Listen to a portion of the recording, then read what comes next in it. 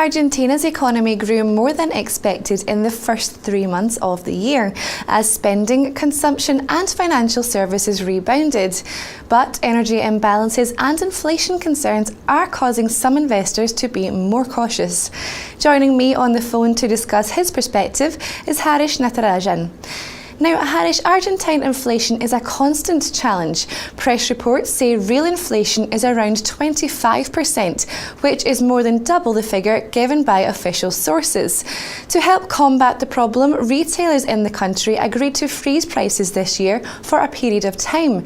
But how do you see this situation playing out? Right. So I think it's important to note that the Argentinian government seems to wantingly deny the problem.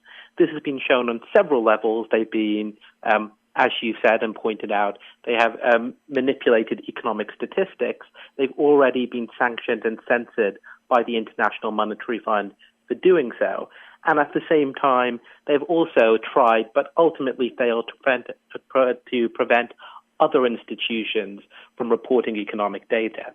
One of the reasons I think all of that's important is the government has been trying to deny the problem, which is one of the reasons why I think they have been manipulating figures.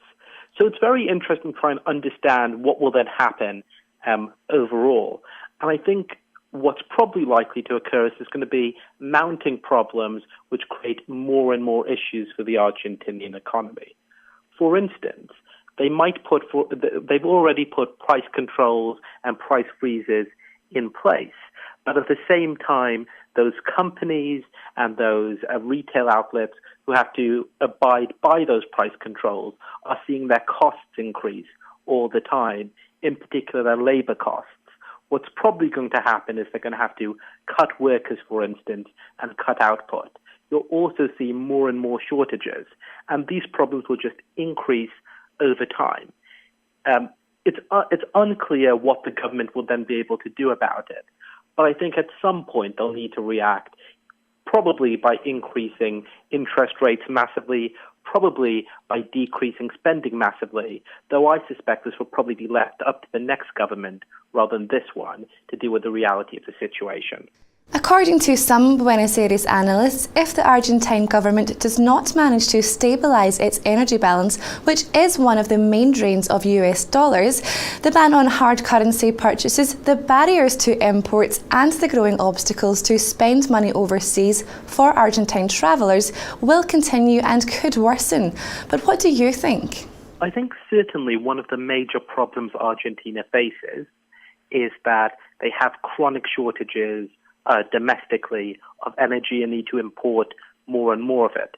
This might not have been the case 10 years ago, but it's certainly the case now, and is obviously one of the major reasons that they are short on US dollars. But I think there's a couple of things to note.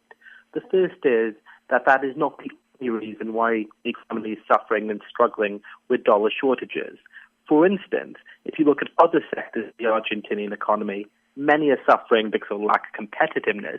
That links back to high levels of inflation while trying to maintain a fixed exchange rate with the US dollar, which is harming many Argentinian export markets overall, even, for instance, some of those traditional strong sectors, partly manufacturing, partly agricultural.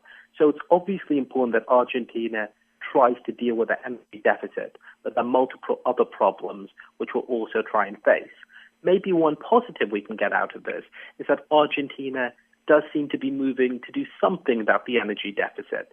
They look, for instance, to be trying to exploit their reserves of shale gas, but that solution is probably still at least 5 or 10 years away. And in the meantime, you have mounting problems, and the energy deficit is certainly one of them, and will create problems and probably mean that currency controls will have to stay in place for the foreseeable future.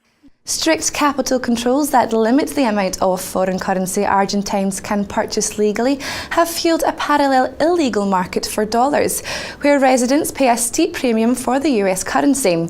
What sort of impact are these underground currency markets having on the economy in general, and what is your outlook for the peso moving forward? So I think of the underground economy creating the so-called blue peso, which is the illicit peso, being more of a symptom than a cause of of most of Argentina's problems.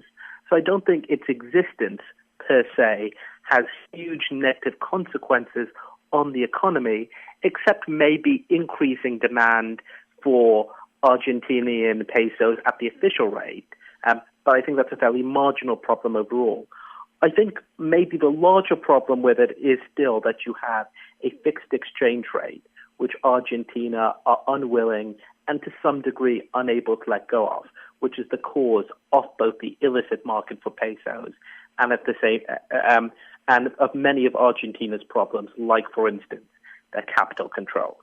So I think of the 6 to 12 months, we're talking about at most a very moderate devaluation or depreciation, because I don't think the government will be allowing it to will be allowing the legal currency to change value a great deal.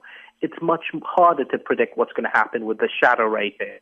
In other words, the underground rating, which is currently hovering about 8 to 9 pesos per US dollar.